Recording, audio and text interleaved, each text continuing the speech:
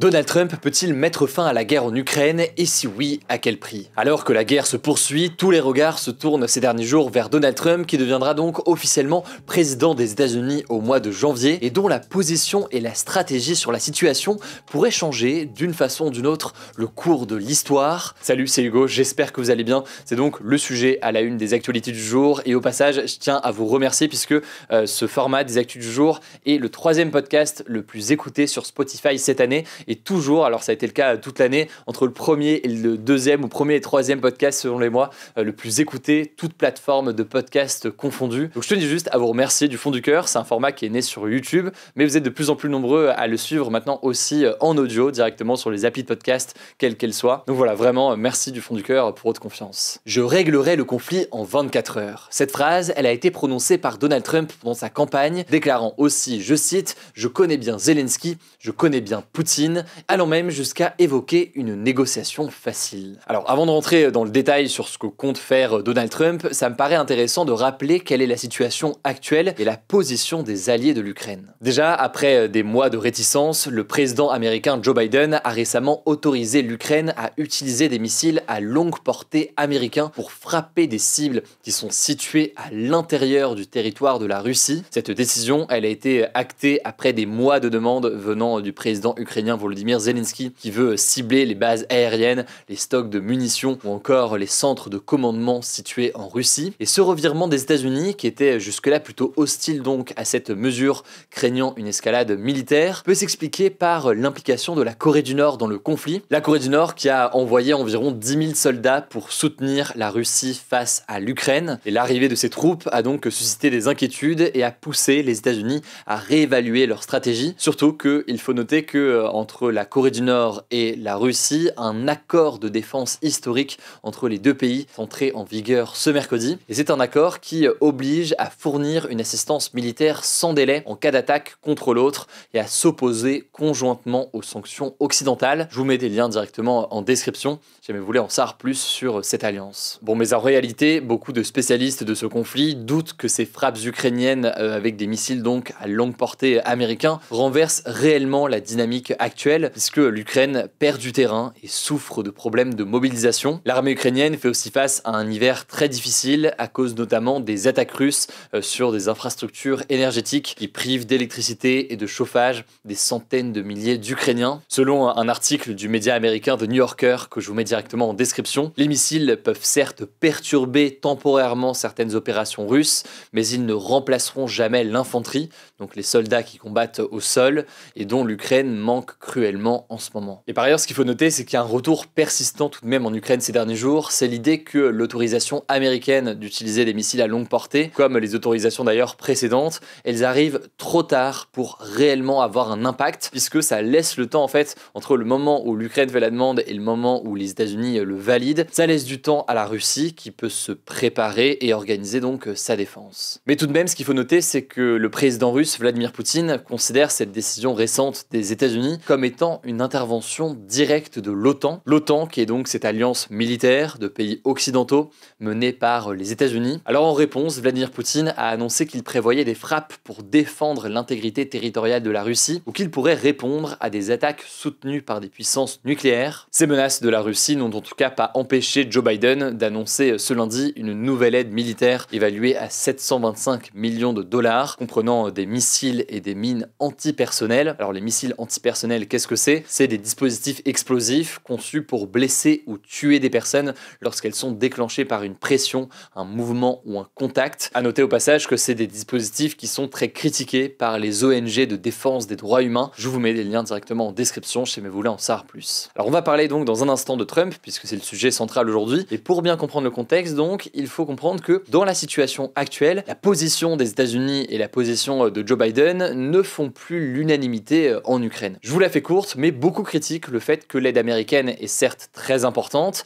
mais pas suffisante selon eux pour réellement renverser la tendance, c'est ce que l'on observe d'ailleurs sur le terrain. Par ailleurs, les demandes, comme ici sur les missiles longue portée, sont validées par les États-Unis, mais souvent de longs mois après, ce qui minimise donc, on l'a dit à l'instant, l'impact que de telles décisions pourraient avoir sur le front. C'est ce qui fait que beaucoup d'Ukrainiens estiment que la situation actuelle pousse l'Ukraine à une mort lente, en quelque sorte, face à la Russie. Ça, c'est donc pour la position de Joe Biden et les débats dessus. Maintenant, qu'en est-il de Donald Trump qui arrivera donc à la Maison-Blanche au mois de janvier? Quelles sont les intentions du républicain? Eh bien, Donald Trump a nommé déjà le général américain à la retraite, Keith Kellogg, comme émissaire pour l'Ukraine et la Russie. Son rôle, ça va être de servir d'intermédiaire pour faciliter les discussions et défendre aussi évidemment les positions américaines. Et pour mettre fin au combat en Ukraine, Keith Kellogg a des idées qui pourraient éventuellement arranger la Russie selon certains. Il suggère notamment de conditionner l'aide militaire accordée à l'Ukraine au fait que l'Ukraine en parallèle négocie avec la Russie. Faut savoir que c'est quelque chose qui n'est pas nouveau, puisque ça fait longtemps maintenant que les républicains s'opposent à des nouvelles aides importantes pour l'Ukraine. Et c'est évidemment une position des Américains ou de l'équipe de Donald Trump qui est vivement critiquée par Volodymyr Zelensky, même s'il y a tout de même un échange entre Trump et Zelensky ces derniers mois. Autre mesure qui a été discutée par l'équipe de Donald Trump et qui a déjà été évoquée d'ailleurs par son futur vice-président J.D. Vance, c'est l'idée d'une zone démilitarisée sur la ligne de front avec un renforcement militaire dont la surveillance serait confiée aux Européens. Ça paraît très complexe dit comme ça, mais je vous la fais courte. La Russie actuellement occupe environ 20% du territoire ukrainien et donc ce gel de la ligne de front, eh bien ça entraînerait pour l'Ukraine la perte d'une partie de son territoire qui est occupé aujourd'hui par la Russie. Il y a donc un enjeu de souveraineté de son territoire, il y a aussi un enjeu économique derrière ça, puisque ces zones occupées par la Russie, ce sont des terres particulièrement fertiles, essentielles pour l'agriculture et donc pour l'économie ukrainienne. Il y a aussi des questions d'accès à la mer essentielles pour le commerce extérieur. L'idée donc de figer en quelque sorte la ligne de front et de ne pas récupérer ce territoire est aujourd'hui totalement exclue par Volodymyr Zelensky, en tout cas officiellement dans ses discours. Bon, et dernier point qu'on peut noter dans le plan évoqué par Trump, l'idée d'une pause d'au moins 20 ans dans le processus d'adhésion de l'Ukraine à l'OTAN, alors que Volodymyr Zelensky, à l'inverse, appelait encore ces derniers jours les États membres à enclencher un processus d'adhésion de son pays à l'Alliance. L'objectif étant évidemment pour Volodymyr Zelensky de défendre son pays et de faire en sorte que l'Ukraine soit réellement défendue de façon plus importante encore par l'OTAN. Alors maintenant, très rapidement, comment est-ce que les Ukrainiens voient cette situation et la position de Donald Trump? Vous l'imaginez, et on l'a dit à l'instant, l'idée de perdre une partie de son territoire est complètement inenvisageable pour une partie de la population ukrainienne, mais aussi pour une partie des dirigeants. C'est ce qui fait donc que l'idée de négocier maintenant n'est pas forcément bien vue par une partie des Ukrainiens qui estiment qu'au contraire, il faudrait renforcer l'aide en ce moment pour regagner du territoire et se retrouver en position de force en quelque sorte dans le cadre de négociations. Maintenant, on peut aussi noter que certains ne sont pas forcément opposés à la position de Donald Trump. Ils estiment que Donald Trump a aussi un caractère très imprévisible qui pourrait permettre, selon certains, de débloquer la situation, même si cela peut comporter des risques élevés. En gros, Donald Trump est vu comme une potentielle opportunité pour accélérer la fin du conflit et une opportunité potentiellement intéressante selon certains quand on la compare encore une fois à la situation actuelle qui est qualifiée par beaucoup comme une mort lente de l'Ukraine avec une aide de Joe Biden qui est jugée comme pas suffisante pour pouvoir reconquérir du territoire. En tout cas, ce qu'on peut noter, c'est que d'après un sondage du Kyiv International Institute of Sociology publié mi-novembre, la part des Ukrainiens prêts à céder certains territoires ukrainiens afin de parvenir à la paix et à la préservation de l'indépendance du pays est aujourd'hui de 32%. Donc 32% des Ukrainiens seraient prêts à concéder une partie de leur territoire, alors qu'ils étaient 14% il y a un an. C'est donc une évolution assez importante. Alors côté russe maintenant, même si évidemment on a déjà eu l'occasion d'en parler, il y a une mobilisation extrêmement importante, un bilan humain aussi qui est extrêmement important, et un impact donc dans cette mobilisation. La Russie pour autant n'est pas forcément pressée à l'idée de négocier un accord. En effet, on le disait ces derniers jours, elle continue à progresser sur le front ukrainien. Donald Trump arrivera à la Maison-Blanche en janvier, donc évidemment on aura l'occasion de suivre tout ça. En tout cas, si vous voulez en savoir plus, je vous mets des liens en description, y compris de certaines vidéos où on analysait notamment du côté russe en l'occurrence, la situation et la perception de ce qui se passe en ce moment. Pour ceux qui ne l'ont pas vu aussi, il y a quelques mois, j'avais réalisé en Ukraine une interview du président ukrainien Volodymyr Zelensky. Une interview où je l'avais notamment interrogé justement sur cette question de l'aide américaine.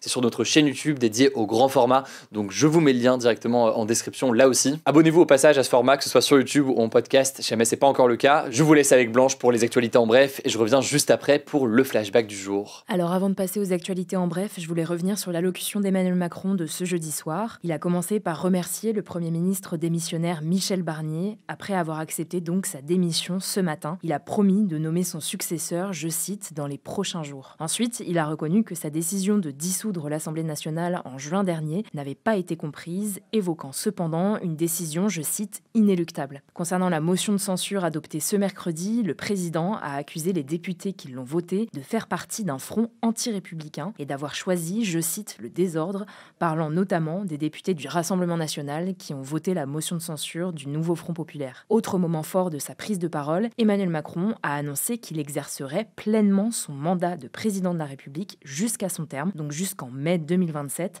alors que la France insoumise appelle à sa démission. Enfin, Emmanuel Macron a annoncé un projet de loi spéciale qui sera déposé avant la mi-décembre au Parlement pour faire passer le budget 2025. Alors on ne sait pas exactement si ce sera le budget qui n'a pas eu le temps d'être complètement terminé, on verra ça. On commence avec cette actu. Ce jeudi a été marqué par une journée de grève et de mobilisation dans la fonction publique partout en France. Entre 130 000 et 200 000 personnes ont défilé dans toute la France, selon les chiffres annoncés en fin d'après-midi par la police et le syndicat de la CGT. Au total, 160 manifestations étaient prévues. L'un des objectifs, c'était de réclamer plus de moyens humains et financiers pour la fonction publique. Selon le FSU-SNUIPP, le principal syndicat enseignant, 65% des enseignants en école primaire ont pu faire grève. Le trafic aérien a également été impacté. L'aviation civile avait demandé de supprimer 25% des vols à Orly et 10% des vols à Roissy, les deux principaux aéroports de Paris. À Marseille, 50% des vols étaient concernés. Deuxième actu, l'organisation de défense des droits humains Amnesty International a publié ce jeudi un rapport accusant Israël de commettre un génocide contre les Palestiniens dans la bande de Gaza depuis le 7 octobre 2023. Alors ce rapport, il fait 300 pages et il est issu de 10 mois d'enquête. L'ONG s'est basée sur des critères définis par la Convention des Nations Unies sur le génocide. Amnesty International dénonce, je cite, des attaques délibérées sur les civils et les infrastructures civiles, l'usage d'armes hautement explosives dans des zones abondamment peuplées. Amnesty dénonce également les entraves à délivrer l'aide humanitaire dans le territoire et le déplacement forcé de 90% de la population de la bande de Gaza. Depuis le début de la guerre, déclenchée en représailles aux attaques du 7 octobre en Israël, 44 532 personnes ont été tuées à Gaza, en majorité des civils, selon des données du ministère de la Santé du Hamas. De son côté, le ministère des Affaires étrangères israélien a dénoncé, je cite, un rapport fabriqué de toutes pièces, entièrement faux et basé sur des mensonges. Troisième actu, le président sud-coréen Yoon Suk-yeol a accepté ce jeudi la démission de son ministre de la Défense qui avait décidé de quitter le gouvernement après la tentative du président d'instaurer la loi martiale. Selon la présidence, il a nommé l'ambassadeur en Arabie Saoudite comme nouveau candidat au poste de ministre. L'opposition, qui accuse le président d'avoir, je cite, gravement et largement violé la Constitution, a déposé dans la foulée du coup de force une motion de destitution contre le président. Le vote aura lieu ce samedi, selon l'agence de presse du pays Yonhap. Concrètement, pour qu'elle soit votée, cette motion de destitution, elle devra réunir une majorité de l'Assemblée, ce qui signifie que l'opposition a besoin que 8 députés du parti au pouvoir votent avec elle la motion de censure de leur propre président. Alors même si le PPP, donc le parti au pouvoir, a demandé au président de rendre des comptes, il a annoncé qu'il ne voterait pas pour sa destitution. On verra donc ce qu'il en est. Quatrième actu, l'UNICEF, donc le Fonds des Nations Unies pour l'enfance, a lancé un appel aux dons ce mercredi de près de 10 milliards d'euros pour les besoins humanitaires des enfants pour l'année 2025. Selon la patronne de l'agence, 213 millions d'enfants dans 146 pays et territoires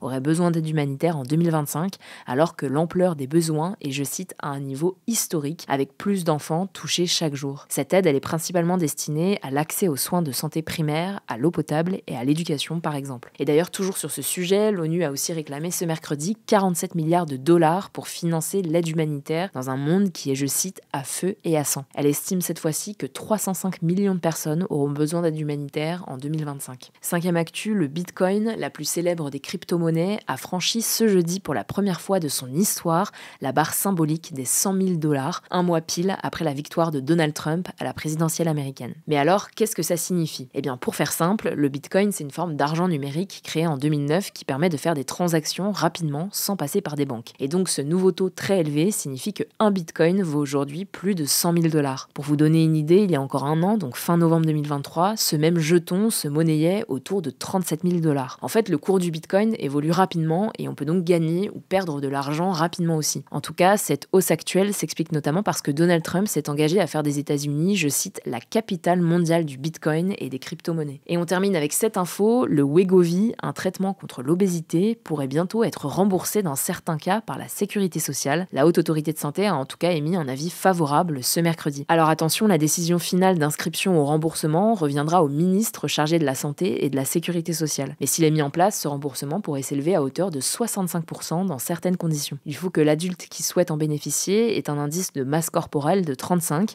donc qu'il soit en situation d'obésité sévère et qu'il ait d'abord tenté un changement de régime alimentaire qui n'aurait pas suffi à lui seul à une perte de poids. Selon la Haute Autorité de Santé, ce médicament permet une perte de poids autour des 17%, mais son utilisation s'accompagne d'effets indésirables comme des nausées, des diarrhées ou encore des vomissements. Merci beaucoup Blanche. Alors aujourd'hui, on revient sur une date. Il y a 7 ans, le 5 décembre 2017, le chanteur français Johnny Hallyday décédait des suites d'un cancer du poumon à l'âge de 74 ans. Un hommage populaire lui avait été rendu à Paris lors de ses obsèques le 9 décembre. Un hommage qui avait réuni près de 500 000 personnes. Il avait été suivi par près de 15 millions de téléspectateurs. À noter qu'un biopic sur Johnny Hallyday devrait sortir en 2027 avec l'acteur Raphaël Quenard qui jouera l'artiste. La veuve du chanteur, Laetitia Hallyday, est impliquée dans ce film qui est réalisé par Cédric Jiménez, le réalisateur notamment de Bac Nord. Voilà donc pour l'actualité aujourd'hui. Pour tous les nouveaux, je rappelle que ce format est aussi disponible en version podcast sur Spotify, Apple Podcast, sur toutes les plateformes. Donc n'hésitez pas, si jamais c'est pas encore le cas. Écoutez, voilà donc pour les actualités aujourd'hui. Encore merci pour votre confiance. Pour suivre ce format, je le disais, en version audio, je vous mets les liens directement en description, mais c'est sur toutes les applications de podcast ou de streaming audio. Prenez soin de vous, prenez soin de nos proches, et puis on se dit à demain pour une nouvelle vidéo.